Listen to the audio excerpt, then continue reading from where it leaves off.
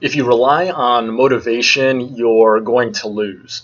So I think a lot of people these days, they're focused on motivation or getting themselves pumped up or finding flow or whatever it might mean to them. But I think my personal opinion is that motivation means next to nothing, really. I mean, it's easy to get motivated sporadically, but motivation, in the end, it's just an emotion. So just like any other emotion, you can't remain in a single emotion for an extended period of time, much less hours, days, weeks, years, or anything like that. Motivation, like all other emotions, it's fleeting. So if you need that burst to get you to go to the gym or to work hard or start your side business, you're simply not going to win, right? You might get that a little emotional burst. You might get that week or even 2 weeks going.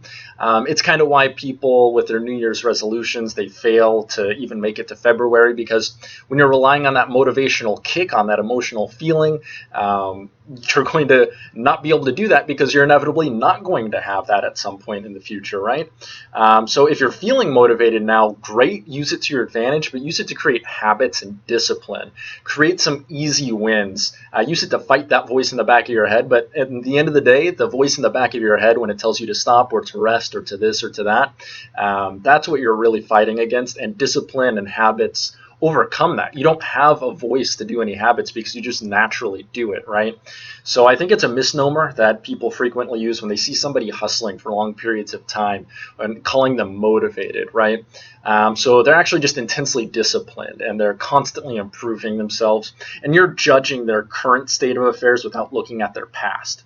So that motivational emotion is what it's attributed to, and that's just incorrect. So again, it's impossible to be motivated consistently for 10 plus hours per day, 6 or more days per week.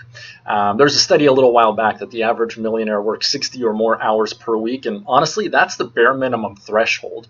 I think to get to that millionaire status, they put in way more hours than that, and then they eased back a little bit and kind of went from there. So if you're not able to do that, you need to build that discipline and get that habit to go there.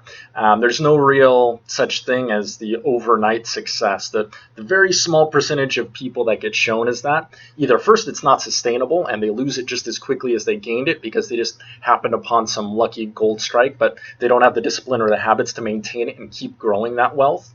Or the people who do find it sustainable, they've been working on it for the last decade or more, right? So right now, like for instance, I've averaged probably 70 to 84 hours of work per week for about a decade at this point, and I still get my ass handed to me. I'm still learning constantly, but I still have had businesses swept out from under my feet. I've been knocked on my ass. It still happens, but that's how you grow. That's how you improve. That's how you build those habits and that discipline.